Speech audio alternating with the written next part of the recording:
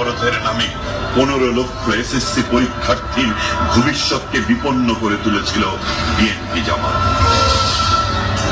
প্রত্যেকটা পদের প্রত্যেকটা কদমে আমার আতঙ্ক থাকে, আমার নেক্সট ডেস্টিনেশনকে আমার বাসা নাকি বার্ন ইউনিট ডিএমসির। তাদের মনুষ্যত্ব বোধে জাগ্রত হোক, তাদের সুপ্ত বিবেক জাগ্রত হোক। লাখো শহীদের রক্তে অর্জিত আমাদের এই প্রিয় মাতৃভূমিকে আমরা কখনোই বিপন্ন হতে দেব না। আসুন ঐক্যবদ্ধ হয়ে বিএনপি জামাত অপশক্তির বিরুদ্ধে রুখে দাঁড়াই।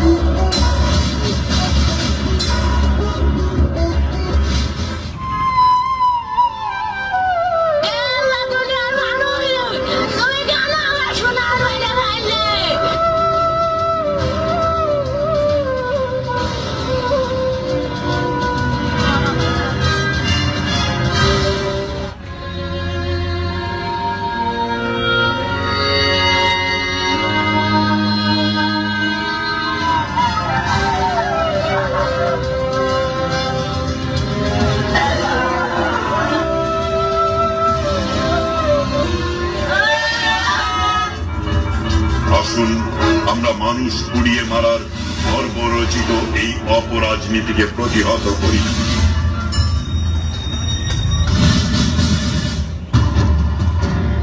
2004 সালের 21শে আগস্ট বঙ্গবন্ধু অ্যাভিনিউয়ে আওয়ামী লীগের এই সমাবেশে উপস্থিত নেতাকর্মীরা তখনও টের পাননি এরই মধ্যে তাদের সাথে মিশে গেছে বেশ কয়েকজন প্রশিক্ষণপ্রাপ্ত ঠান্ডা মাথার খুনি, সঙ্গে তাজা গ্রেনেড, মূল টার্গেট আওয়ামী লীগ প্রধান শেখ হাসিনা। একটু পরেই শুরু হবে যে হামলায় তার পরিকল্পনা সাজানো হয়েছে অতি গোপনে, সময় নিয়ে, ঠান্ডা মাথায়, যা সফল হলে শুধু আওয়ামী লীগ নয়, এমনকি বদলে যেতে পারত বাংলাদেশের পুরো রাজনীতিরই গতিপথ। কিন্তু কিভাবে হয়েছিল সেই হামলা? আদালতে দেয়া হামলাকারীদের জবানবন্দি আর অভিযোগপত্র থেকে জানা যায়, হামলার একদিন আগে অর্থাৎ 20শে আগস্ট ঘটনাস্থল ও তার আশপাশ খুঁটিয়ে খুঁটিয়ে রেকি করা হয়। দায়িত্ব ছিল হারকাতুল জিহাদের 2 সদস্য আহসানুল্লাহ কাজল ও আবু জান্দালের উপর। সেদিন হোটেল রমনা কিংবা পীর ইয়ামিনী মার্কেটের উপর থেকে সম্ভাব্য ঘটনাস্থলের পুরোটা ভালোভাবে দেখে নেয় তারা। পরের দিন 21শে আগস্ট সকাল 10টার মধ্যে হামলা পরিকল্পনার সঙ্গে জড়িতরা জড়ো হয় রাজধানীর মেরুল বাড্ডায় জঙ্গি নেতা মুফতি হান্নানের বাসায়। উদ্দেশ্য, কারা সরাসরি এই হামলায় অংশ নেবে তা ঠিক করা। আগেই ঠিক করা ছিল এই অপারেশনের সাংকেতিক নাম হবে শেখ হাসিনাকে নাস্তা করানো।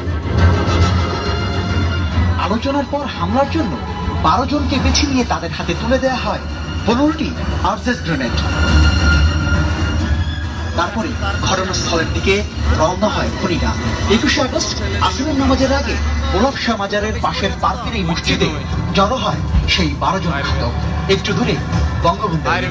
কিছুক্ষণ পর রাজধানীর বিভিন্ন প্রান্ত থেকে সমাবেশে যোগ দিতে আসা আওয়ামী লীগের মিছিলের সঙ্গে মিশে সেখানে গিয়ে উপস্থিত হয় তারা। আওয়ামী লীগের কেন্দ্রীয় কার্যালয়ের সামনে একটি ট্রাকের উপর পশ্চিমমুখী করে তৈরি করা হয়েছিল সেদিনকার সমাবেশ মঞ্চ।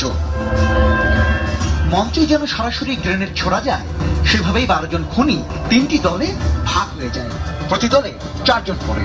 এর মধ্যে জান্দাল, কাজল, বুলবুল ও লিটনের সমন্বয়ে গড়া প্রথম দলটি অবস্থান নেয় মঞ্চের দক্ষিণ পশ্চিম অংশে। শেখ হাসিনাকে হত্যা করতে মঞ্চে তার উপর গ্রেনেড ছোড়ার মূল দায়িত্ব ছিল তাদের উপরই।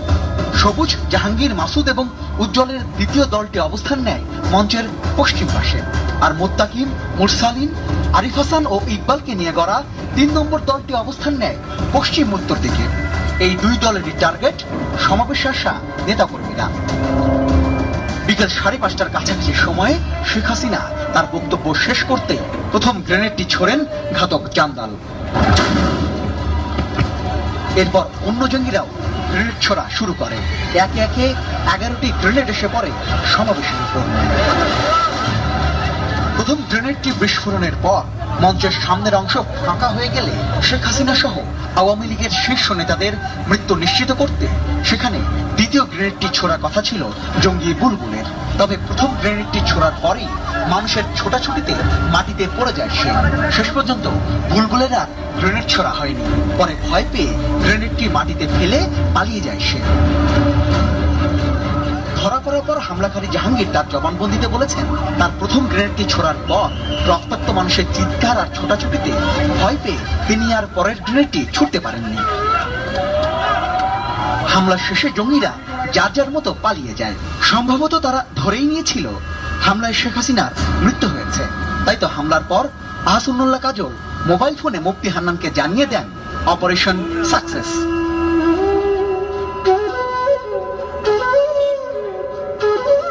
তবে গ্রেনেড হামলা শুরুর পরই মঞ্চে থাকা আওয়ামী লীগের নেতাকর্মীরা মানব ঢাল তৈরি করে রক্ষা করেন শেখ হাসিনাকে। ভাগ্যগুণে তিনি বেঁচে গেলেও ঘাতকদের গ্রেনেড কেড়ে নেয় 24টি তাজা প্রাণ, আহত চিরতরে পঙ্গু করে দেয় আরো কত শতকে।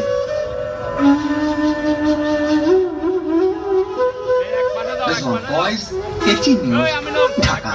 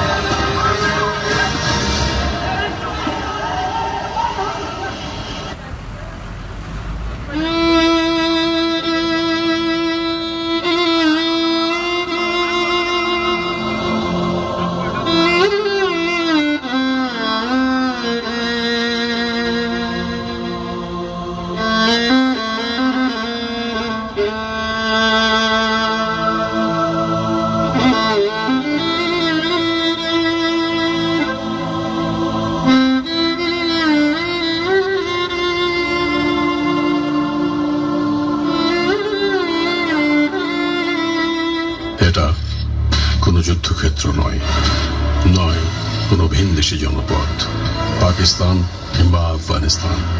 এটা 2013 সালের বাংলাদেশ। পবিত্র মসজিদে আগুন দেয়া হয়েছে। মসজিদ এবং ধর্মকে রাজনৈতিক ও সন্ত্রাসের হাতিয়ার হিসেবে ব্যবহার করা হয়েছে। সংখ্যালঘু সম্প্রদায়ের উপর চালানো হয়েছিল হামলা, নির্যাতন, ভাঙচুর ও আগুন দেওয়া হয়েছে উপাসনালয়ে, চালানো হয়েছে লুটপাট, হত্যা করা হয়েছে নিরীহ মানুষদের, শহীদ মিনার ভাঙচুর করা হয়েছে, জাতীয় পতাকায় দেওয়া হয়েছে আগুন, ট্রেনে একের পর এক নাশকতা চালানো হয়েছে, রেল লাইন, ব্রিজ, কালভার্ট ভেঙে ফেলা হয়েছিল, আইন শৃঙ্খলার কাজে নিয়োজিত পুলিশকে পিটিয়ে হত্যা করা হয়েছে 500 দিবালোকে।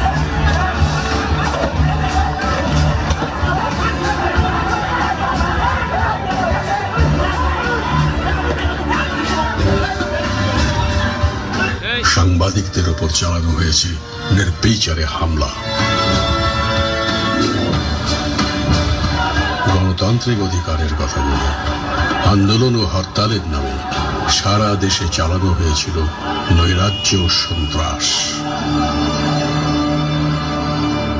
পুড়িয়ে দেওয়া হয়েছে যানবাহন, বিদ্যুৎ কেন্দ্র, কেটে ফেলা হয়েছে হাজার হাজার গাছ, চালানো হয়েছে সহিংস তাণ্ডব। বিপর্যস্ত হয়ে পড়েছিল ব্যবসা বাণিজ্য ও দেশের অর্থনীতি। একদিকে জামাত শিবির বাংলাদেশের বিরুদ্ধে যুদ্ধ ঘোষণা করেছিল,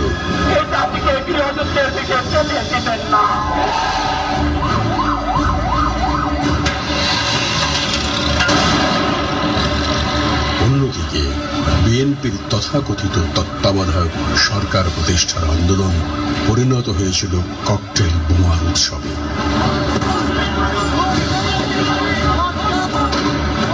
একাত্তরের গণ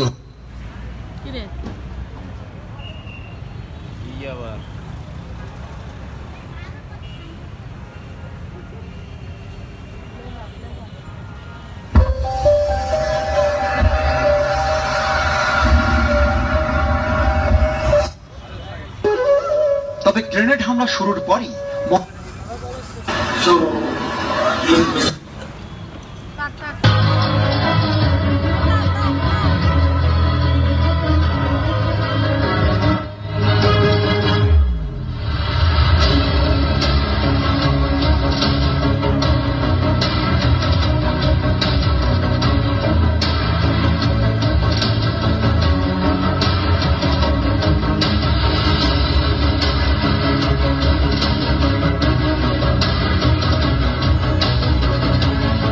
থাকবে না, সব রাস্তায় থাকবে। আর খোকা আর সালামকে বলে দেন যে বেশি করে লোক নামাবে।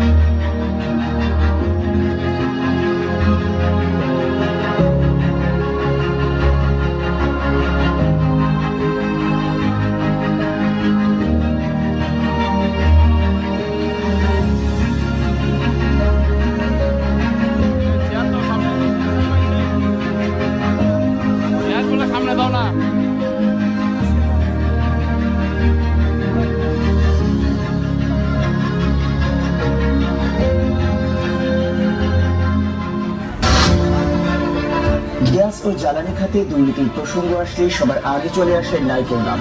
2005 সাল ছাতক ও ট্যাংরাটিলা গ্যাস ক্ষেত্রে ভয়াবহ বিস্ফোরণে হাজার কোটি টাকার ক্ষতির সম্মুখীন হয় বাংলাদেশ। 2006 সালে রয়্যাল কানাডিয়ান মাউন্টেন পুলিশ বাংলাদেশে এই অভিযোগের তদন্ত শুরু করে। তদন্তে বেরিয়ে আসে ভয়ঙ্কর সব তথ্য। নাইকো তাদের দেশের আদালতে স্বীকার করেছে গ্যাস উত্তোলনের কাজ পেতে 2004 সালে তৎকালীন বিএনপি সরকারের সাথে অবৈধ আর্থিক লেনদেন করেছে। এই দুর্নীতি শুরু হয় নাইকো এজেন্ট কাশিম শরীফের মাধ্যমে। তৎকালীন সময়কার জ্বালানি প্রতিমন্ত্রী ও ঊর্ধ্বতন কর্মকর্তাদেরও দেওয়া হয় ঘুষ। $1 মিলিয়ন এই অর্থ কয়েক হাত ঘুরে তারেক জিয়ার বন্ধু ব্যবসায়ী গিয়াসউদ্দিন আল মামুনের অ্যাকাউন্টে আসে। নাইকোকে গ্যাস ক্ষেত্র দেওয়ার জন্য আইনগত পরামর্শ এমনকি নাইকো চুক্তির বিরুদ্ধে যাওয়ায় তৎকালীন জ্বালানি সচিবকে সরিয়ে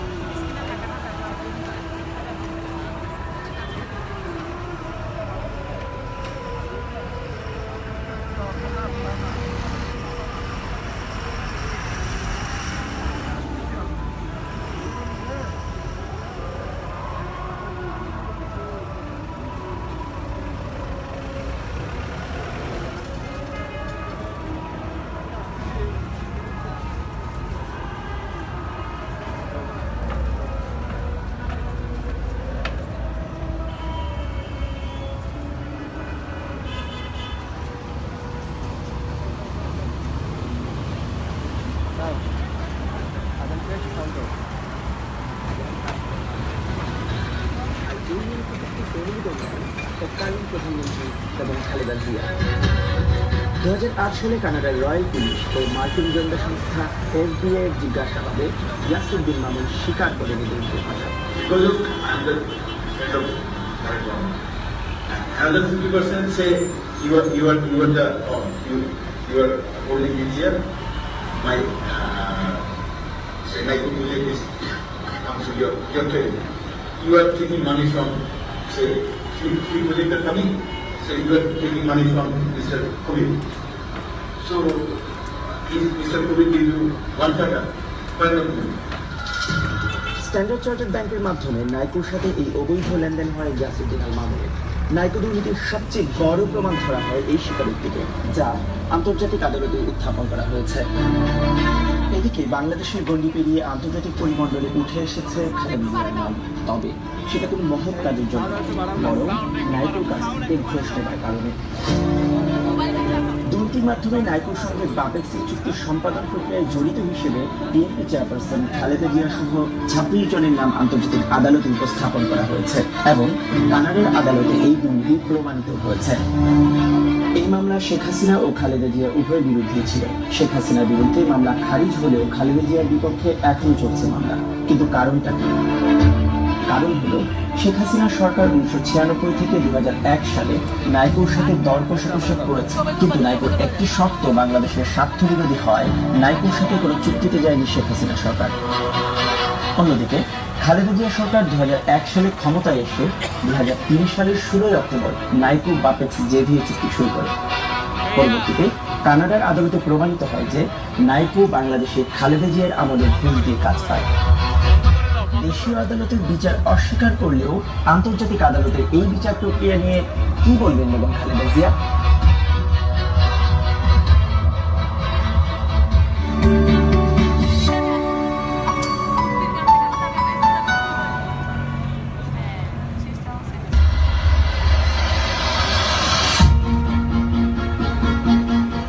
সাল যুদ্ধাপরাধী ও গণহত্যাকারী দল জামাতকে নিয়ে ক্ষমতায় আসে বেগম খালেদা জিয়া। আন্তর্জাতিক সমীক্ষা মতে বাংলাদেশের ইতিহাসে সবচেয়ে বেশি দুর্নীতি হয় 2001 থেকে 2006 সালে বেগম খালেদা জিয়ার শাসনামলে। প্রধানমন্ত্রী তখন বেগম জিয়া হলেও পুরো প্রশাসন, অর্থনীতি ও রাজনীতিতে একচ্ছত্র ক্ষমতা ছিল তারেক জিয়ার। দুর্নীতির বরপুত্র হিসেবে আবির্ভূত হয় তারেক জিয়া এবং তার সন্ত্রাসী কার্যক্রমের রাজসাক্ষী হয়ে এখনো ঠায় দাঁড়িয়ে তারেকের সেই আলোচিত হাওয়া ভবন। তারেকের অসংখ্য অপকর্মের তথ্য প্রমাণ পাওয়া যায় দেশীয় ও আন্তর্জাতিক গণমাধ্যমে। দুর্নীতিতে শীর্ষে বাংলাদেশ, টানা 5 বার এই শিরোনামে দেশীয় ও আন্তর্জাতিক গণমাধ্যমে নাম আসে বাংলাদেশে। তারেক জিয়ার হাত ধরে এক কলঙ্কজনক অধ্যায়ের সূচনা করে বাংলাদেশ। আমরা ভুলিনি সেই সময়, আমরা ভুলে যাইনি সেই লজ্জা। আমরা ভুলে যাইনি বিদ্যুৎ খাতের সীমাহীন দুর্নীতির কথা। বিদ্যুতের অভাবে জনজীবন তখন ছিল অতিষ্ঠ, বিক্ষুব্ধ জনতা নেমে এসেছিল রাস্তায়। বিদ্যুৎ খাতের 12টি প্রকল্পে অতিরিক্ত ব্যয় দেখিয়ে প্রায় 273 কোটি টাকা লোপাট করেছে তারেক ও তার বন্ধু মামুন। এমনকি বৈদ্যুতিক খাম্বা ক্রয়ের নামে 5 বছরে প্রায় 1200 কোটি টাকা লোপাট করেছে তারেক জিয়া। তারেক তার বন্ধু মামুনকে নিয়ে খাম্বা লিমিটেড প্রতিষ্ঠার মাধ্যমে এই অর্থ লোপাট করে। টঙ্গীর বেসিক শিল্প এলাকায় একটি 80 মেগাওয়াট বিদ্যুৎ কেন্দ্র স্থাপনের কার্যক্রম পরিচালনা করে নির্মাণ কনস্ট্রাকশন কোম্পানির কাছ থেকে তারেক রহমান ও গিয়াসউদ্দিন আল মামুন প্রায় 21 কোটি টাকা সিঙ্গাপুরে পাচার করেন। পরবর্তীতে 2008 সালের পর সেই টাকা ফিরিয়ে আনে বাংলাদেশ সরকার। গ্যাটকো দুর্নীতি মামলার কথা সবার জানা। এতে শুধু তারেক জিয়া নন, বরং খালেদা জিয়া, কোকো সহ পুরো পরিবার এই দুর্নীতির সঙ্গে জড়িয়ে পড়ে। গ্যাটকোকে কাজ পাইয়ে দিতে ঘুষ, সিমেন্সকে কাজ পাইয়ে দিতে $3 মিলিয়ন ঘুষ গ্রহণ ছিল তখনকার বিগ নিউজ, যা পরবর্তীতে FBI এর তদন্তে প্রমাণিত হয়েছে। 2003 সালের একটি আলোচিত মামলার কথা তুলে ধরছি। 2002 সালে 4 স্ট্রোক ইঞ্জিন চালু হয় বাংলাদেশে। বিশ্ববাজারের চেয়ে প্রায় দ্বিগুণ দামে আনা হয় এই সিএনজি। এই জন্য কমিশন দিতে হতো তারেক জিয়াকেও। বিমান পঙ্গু হবার পেছনেও রয়েছে তারেক জিয়ার হাত। বিমান সেক্টরকে পুরোপুরি ধ্বংস করে দিয়েছিল তারেক জিয়া। তারেক জিয়ার দুর্নীতির কারণে ধ্বংসের মুখে পড়ে স্বাস্থ্য খাত। সিটি কর্পোরেশন দুর্নীতির আখড়ায় পরিণত হয়। মুক্তিযোদ্ধার সংসদেও চলে দুর্নীতির মহোৎসব। দুর্নীতির শীর্ষে অবস্থান করে পুলিশ ও যোগাযোগ খাত। এমনকি ঘাস কাটতেও কোটি টাকা বরাদ্দ দিয়ে করা হয় দুর্নীতি। একের পর এক দখলদারিত্বের রাজনীতি শুরু হয় তারেক জিয়ার হাত ধরেই। তারেক জিয়ার বৈধ আয়ের উৎস না থাকলেও স্ত্রীর নামে ছিল 5টি বাড়ি, এমনকি মালয়েশিয়াতে গড়ে ওঠে তার অবৈধ টাকার পাহাড়। রাজধানীর অদূরে রূপগঞ্জের তারাবো পৌরসভাতে অবৈধভাবে জমি দখল করে তারেক জিয়া এবং সেখানে গড়ে তোলা হয় বিএনপি পল্লী। কক্সবাজারেও অবৈধভাবে জায়গা দখল করে এই পল্লী গড়ে তোলে তারেক জিয়া। তারেক রহমানের দুর্নীতির আরেক সহযোগী হলেন বগুড়ার লালু। তারেকের প্রশ্রয়ে বগুড়ার চম্পামহল হয়ে ওঠে দুর্নীতি ও সন্ত্রাসের আস্তানা।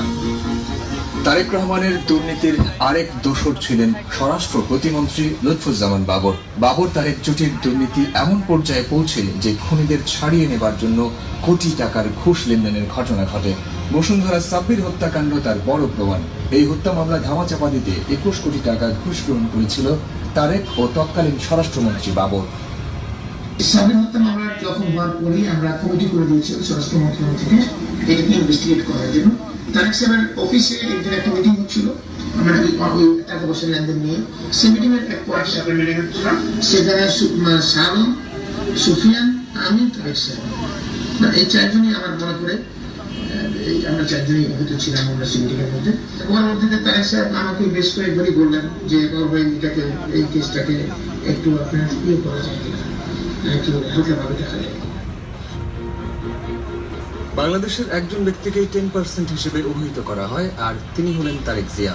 2001 থেকে 2006 সাল পর্যন্ত যে কোনো কাজ পেতে হলে 10% ভাগ দিতে হতো তারেক জিয়াকে, আর তাই তারেক জিয়ার নাম তখন হয়ে যায় 10%। এ ব্যাপারে খোদ বিএনপির নেতারাই বক্তব্য দিয়েছেন প্রকাশ্যে মিডিয়াতে। যুদ্ধাপরাধের দায়ে মৃত্যুদণ্ডপ্রাপ্ত সালাউদ্দিন কাদের চৌধুরীর বক্তব্যেই সেই প্রমাণ পাওয়া যায়।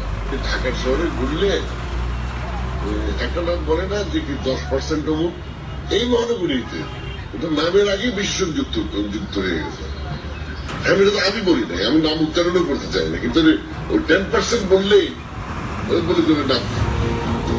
নাইকো দুর্নীতি, জিয়া অরফানেজ ট্রাস্ট দুর্নীতি, জিয়া চ্যারিটেবল ট্রাস্ট দুর্নীতি সহ প্রায় প্রতিটি দুর্নীতিতেই উঠে এসেছে তারেক জিয়ার নাম। এফবিআই এর জবানবন্দিতে তারেক জিয়ার বন্ধু গিয়াসউদ্দিন আল মামুন সেই সব তথ্য দেন। Another 50% say you are holding this year.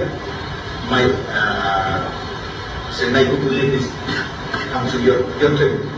You are taking money from say three project are coming. Say you are taking money from Mr. Kobi. So if Mr. Kobi give you 1 taka, why not?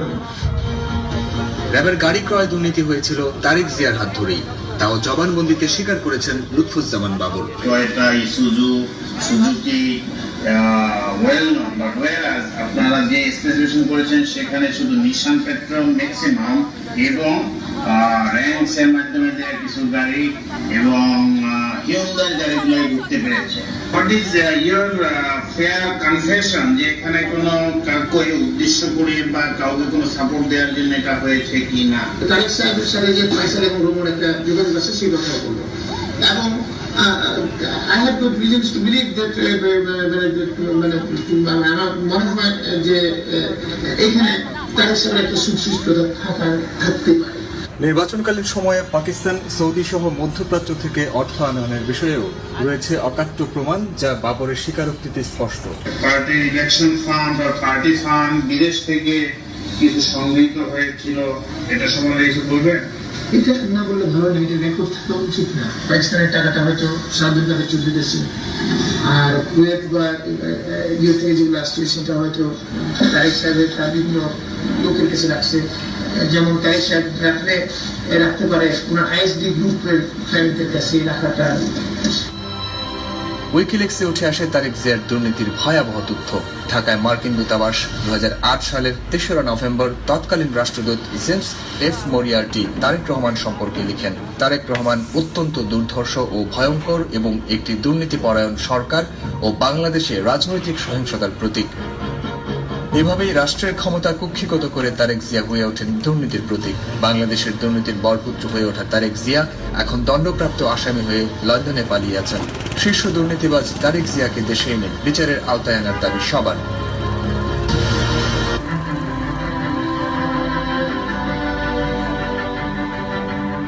বাংলাদেশের ইতিহাস তার নদীর মতোই বর্ণিল, এবং বঙ্কিম, এই আলো, এই অন্ধকার, এই সাফল্য, এই হাহাকার।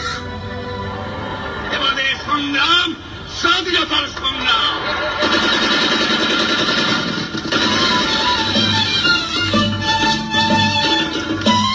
একাত্তরে এসেছিল মহান স্বাধীনতা, ৭৫ নিভেছে সে দ্বীপ।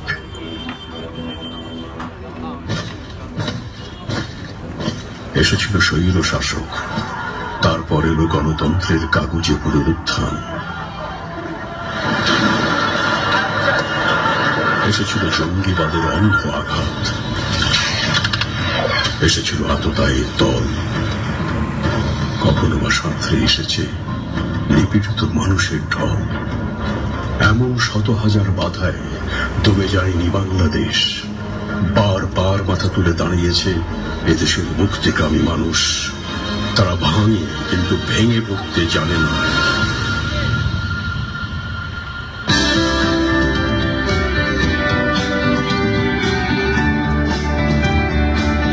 আজ ডিজিটাল বাংলাদেশের পতাকা হাতে ধেয়ে আসছে ভবিষ্যৎ।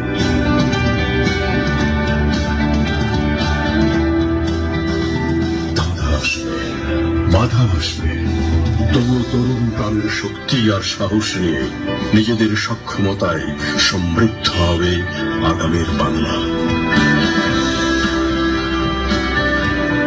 আমাদের ইতিহাস আর চেতনা লুকিয়ে আছে দেশের ক্রমবর্ধমান তরুণদেরই মাঝে।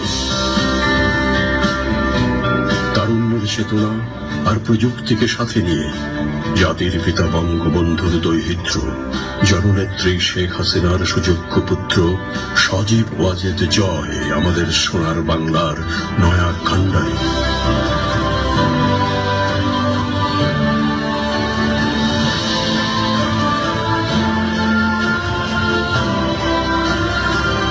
আসছে জয়ের দিন,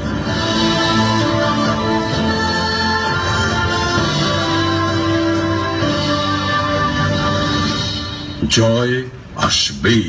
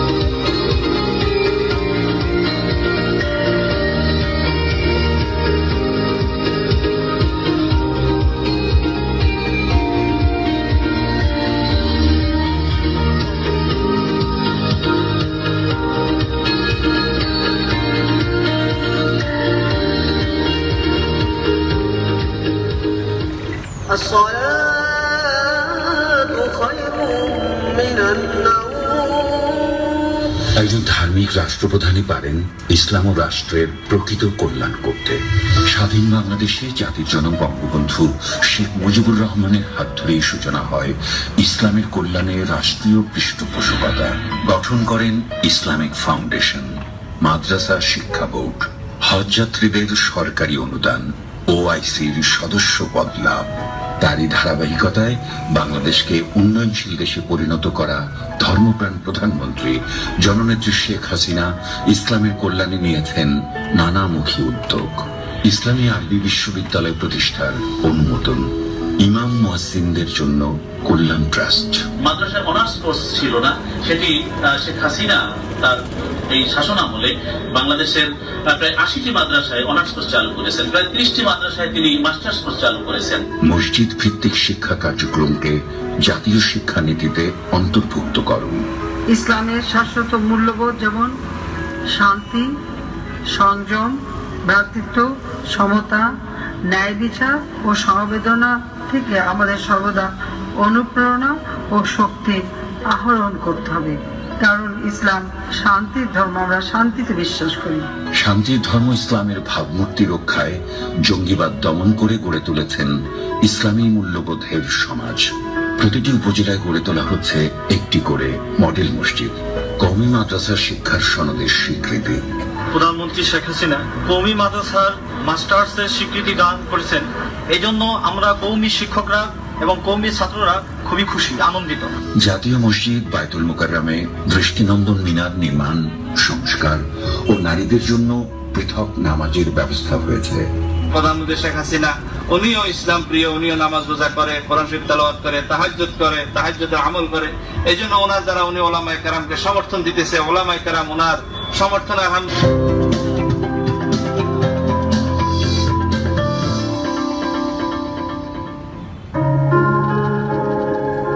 7.5 বছর আগেও বিদ্যুৎ সংকট এতটা তীব্র ছিল, লোকে বলতো বিদ্যুৎ তো যায় না, মাঝে মাঝে আসে।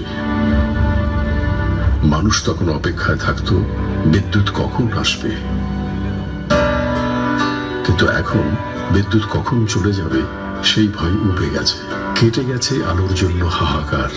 এখন প্রাণ যাওয়া তো দূরের কথা, বিদ্যুতের জন্য ক্ষোভও দেখা যায় না কোথাও। বিশ্বের কোন দেশই এত কম সময়ে এমন ঝলকানো অর্জন দেখাতে পারেনি বিদ্যুৎ খাতে, যে অর্জনের নজির গেড়েছে বাংলাদেশ। বর্তমান প্রধানমন্ত্রী যখন সরকার পরিচালনার দায়িত্ব নেন 2009 সালে, তখন মাত্র 3,268 মেগাওয়াট বিদ্যুৎ পেয়েছেন তিনি। তার দু মেয়াদের 7.5 বছরে সেই বিদ্যুতের উৎপাদন ছাড়িয়েছে 14,429 মেগাওয়াট। একদিনে 9,000 মেগাওয়াটের রেকর্ড ছুঁয়েছে। বিদ্যুৎ কেন্দ্রের সংখ্যা হেঁকেছে সেঞ্চুরি। 600 মেগাওয়াট বিদ্যুৎ আসছে ভারত থেকে, আসবে ভুটান থেকেও। ব্যয়বহুল হলেও রাশিয়ার সহায়তায় 2,400 মেগাওয়াট ক্ষমতার বিশাল এক পরমাণু বিদ্যুৎ কেন্দ্র স্থাপনের ইতিহাস গড়ছেন প্রধানমন্ত্রী শেখ হাসিনা।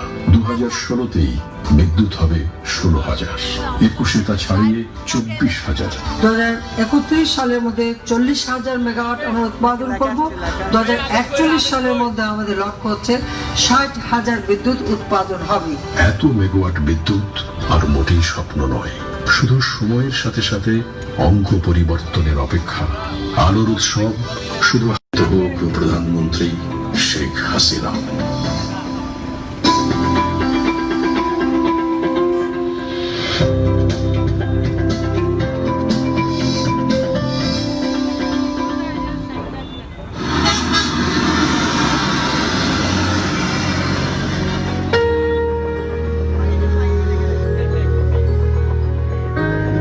এই যেন ঢাকার হাতের কাছের ময়মনসিংহ, কিন্তু সড়ক পথে যাওয়া ছিল এক দুর্গম অভিযান।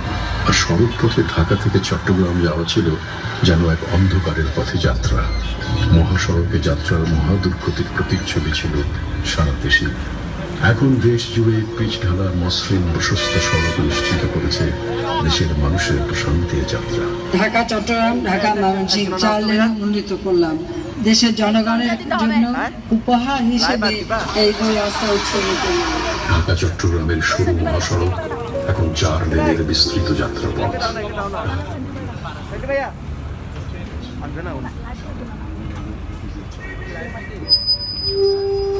উপস্থিত এই এলাকার সম্মানিত জনসাধারণ, আমরা চট্টগ্রাম বিভাগ সুচিন্তা বাংলাদেশের পক্ষ থেকে আজকে এখানে প্রামাণ্যচিত্র তথ্যচিত্র প্রদর্শন করার জন্য এসেছি। আমি দেবাশিস পাল দেব, সুচিন্তা বাংলাদেশ বিভাগের কার্যকরী সদস্য হিসাবে কাজ করছি। আমার সাথে এখানে উপস্থিত আছেন আমাদের সুচিন্তা বাংলাদেশ চট্টগ্রাম বিভাগের সম্মানিত সমন্বয়ক দিনাত সোয়ানা চৌধুরী। পাশাপাশি উপস্থিত আছেন আমাদের সুচিন্তা বাংলাদেশ চট্টগ্রাম বিভাগের সম্মানিত উপদেষ্টা মোহাম্মদ ইমরান ভাই। আমি আপনাদেরকে এতক্ষণ এই তথ্যচিত্রটি উপভোগ করার জন্য শুভেচ্ছা জানাচ্ছি। আমি অনুরোধ করব আমাদের আজকের তথ্যচিত্র প্রদর্শনীতে সংক্ষিপ্ত আকারে কিছু বলার জন্য। সুচিন্তা বাংলাদেশ চট্টগ্রাম বিভাগের সম্মানিত আমাদের সমন্বয়ক অ্যাডভোকেট জিনাত সোহানা চৌধুরী। ধন্যবাদ দেবাশিস পাল দেবুদা আপনার চমৎকার একটা আয়োজনের জন্য। আমরা আসলে গত মাসের 27 তারিখ থেকে আমরা সুচিন্তা বাংলাদেশ চট্টগ্রাম বিভাগ আমাদের সুচিন্তা ফাউন্ডেশনের সম্মানিত চেয়ারম্যান শিক্ষক গবেষক মোহাম্মদ আরফাতের নির্দেশে আমরা জননেত্রী শেখ হাসিনার নিরলস প্রচেষ্টায় উন্নত বাংলাদেশের যে চিত্র আমাদের জননেত্রী শেখ হাসিনা 2008 সাল থেকে যে দিন বদলের সনদ ঘোষণা দিয়ে পুরা বাংলাদেশে যে অভূতপূর্ব উন্নয়ন করেছেন, এই উন্নয়নের চিত্রগুলা সাধারণ মানুষের কাছে তুলে ধরার জন্য আমরা আপ্রাণ চেষ্টা করে যাচ্ছি। এবং আমরা সাথে সাথে জামাত, বিএনপি, জোট সরকারি যে বর্বরতার চিত্রগুলা আছে, কিভাবে ওরা পুরা বাংলাদেশটাকে একটা নরকে পরিণত করেছিলেন এবং পুরো বাংলাদেশকে পেট্রোল বোমা মেরে একটা সমগ্র বাংলাদেশে একটা অস্থিতিশীল পরিস্থিতি সৃষ্টি করে সাধারণ মানুষকে গুম, খুন, হত্যার যে অপরাজনীতি শুরু করেছিলেন, তার সেই চিত্রগুলা আমরা সাধারণ মানুষের কাছে তুলে ধরতে চাই।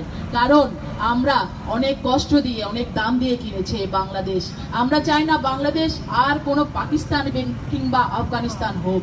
কারণ আমাদের সামনে একাদশ জাতীয় সংসদ নির্বাচন। আপনাদের বিবেক আপনাদেরকে কি বলে? এতক্ষণ যে ভিডিও চিত্রটি দেখালাম আমরা, নিশ্চয়ই আমি এমন কোনো মানুষ নেই যে যাদের চোখে জল আসেনি বা যাদের বিবেককে তাড়িত করেনি। কারণ স্বাধীন বাংলাদেশে 1971 সনের পর থেকে এরকম তাণ্ডব, এরকম বিভৎসতা কিন্তু কোনো রাজনৈতিক দল দেখানোর সাহস করেনি। একমাত্র সেটা করেছে জামাত, বিএনপি। এবারও কিন্তু আপনারা দেখবেন বিএনপি যাদেরকে নমিনেশন দিয়েছেন তাদের মধ্যে সেই যুদ্ধ অপরাধীদের সন্তান, সেই যুদ্ধ অপরাধে মৃত্যুদণ্ডপ্রাপ্ত আসামিদের সন্তানদেরকে তারা নমিনেট করেছে। বিবেক, আপনারা সমাজের বিবেকবান মানুষ, দেশের বিবেকবান মানুষ। আমরা কিছুতেই সেই রক্ত ভেজা 30 লক্ষ শহীদের রক্ত ভেজা, 2 লক্ষ মা বোনের রক্ত ভেজা সেই স্বাধীন দেশের পতাকা সেই পুরানো শকুনদের গাড়িতে আমরা দেখতে চাই না। আজকে আমাদের বীরাঙ্গনের এক বীর মুক্তিযোদ্ধা তারামন বিবি দুনিয়া থেকে চলে গেছেন। সেই তারামন বিবির প্রতি শ্রদ্ধা জানিয়ে আমি বলছি, এরকম হাজারো মুক্তিযোদ্ধা, হাজারো মানুষ এ দেশের জন্য স্যাক্রিফাইস করেছে। তাদের ইজ্জতের দিকে তাকিয়ে, এই বাংলাদেশের উন্নতির দিকে তাকিয়ে আপনারা সে হায়নার দল জামাত, শিবির, বিএনপিকে আপনারা বর্জন করুন। উন্নয়নের স্বার্থে, এই দেশের স্বার্থে, এই দেশকে এগিয়ে নিয়ে যাওয়ার জন্য, উন্নত, সমৃদ্ধ, অসাম্প্রদায়িক বাংলাদেশ গড়ার জন্য আমরা অনেক দূর এগিয়ে গেছি জননেত্রী শেখ হাসিনার হাত ধরে। আমরা জানি এই দেশের সাধারণ মানুষ বারবার নৌকার পক্ষে অবস্থান নিয়েছে বলে আজকে জননেত্রী শেখ হাসিনা 75-এর ধ্বংসস্তূপ থেকে উঠে এসে 16 কোটি মানুষের ভাগ্য পরিবর্তনের দায়িত্ব নিতে পেরেছেন। আমি সবার প্রতি উদাত্ত আহ্বান জানাবো, উন্নয়নের জন্য আপনার নৌকার কোনো বিকল্প নেই এবং বঙ্গবন্ধু কন্যা শেখ হাসিনার হাতে এই বাংলাদেশের আপামর জনসাধারণ নিরাপদ। আসুন আমরা নৌকায় ভোট দিই এবং আগামীর উন্নত, সমৃদ্ধ, ডিজিটাল, অসাম্প্রদায়িক, জঙ্গিবাদ মুক্ত বাংলাদেশ করার জন্য, উন্নয়নের পক্ষে, তারুণ্যের সমৃদ্ধির জন্য আমরা জননেত্রী শেখ হাসিনাকে ভোট দিয়ে পুনরায় নির্বাচিত করি। সেটাই হবে আমাদের আজকের অঙ্গীকার। আমি আর বেশি কিছু বলবো না। এখানে আমাদের ইমরান ভাই আছে, শুধু একটা জোরে জয় বাংলা স্লোগান আর একটা নৌকা স্লোগান ধরার জন্য আমি আহ্বান জানাচ্ছি। আছে শেখ হাসিনার নৌকা, শেখ হাসিনার বাংলাদেশের, শেখ মুজিবের গণতন্ত্রের জয় বাংলা। আমাদের এই সুন্দর অনুষ্ঠানকে আয়োজন করার জন্য আমি এখানকার যারা, বিশেষ করে আমাদের ভাইয়েরা আছেন, নজরুল, আজাদ সহ এখানে আমাদের আরও যারা আছেন সবাইকে আমি ধন্যবাদ জানাচ্ছি। আমি আপনাদের সামনে এখন সংক্ষিপ্ত আকারে কিছু বলার জন্য অনুরোধ করাচ্ছি আমাদের সুচিন্তা বাংলাদেশের সম্মানিত উপদেষ্টা জনাব ইমরান ভাইকে কিছু বলার জন্য অনুরোধ। আমি মোহাম্মদ ইমরান, সুদূর আমেরিকা থেকে আমি এসেছি।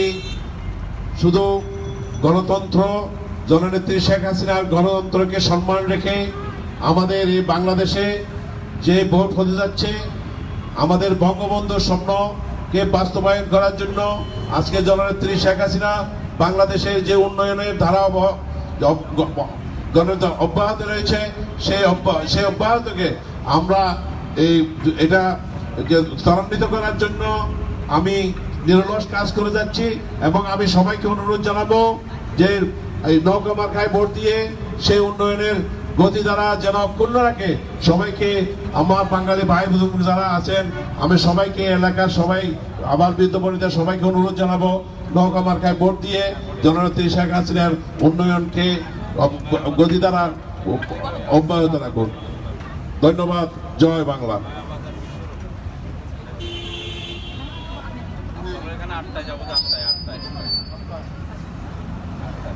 ধন্যবাদ।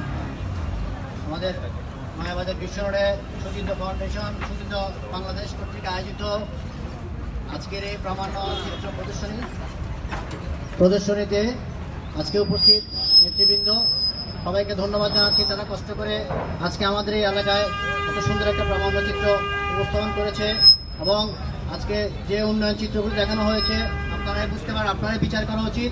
বাংলাদেশে শেখ হাসিনা সরকার বারবার দরকার, সেজন্য সকলকে শেখ হাসিনা সরকারের আসার জন্য সামনে জাতীয় সংসদ নির্বাচনে নৌকায় ভোট দিয়ে নৌকাকে জয়যুক্ত করার জন্য সকলকে আহ্বান জানাচ্ছি।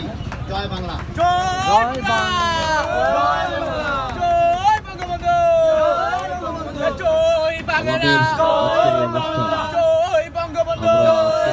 শেষ করছি। আপনাদের সাথে পুনরায় এখানে অন্য কোনো এলাকায় আপনাদের সাথে আমাদের দেখা হবে। সবাইকে ধন্যবাদ। জয় বাংলা, জয় বঙ্গবন্ধু।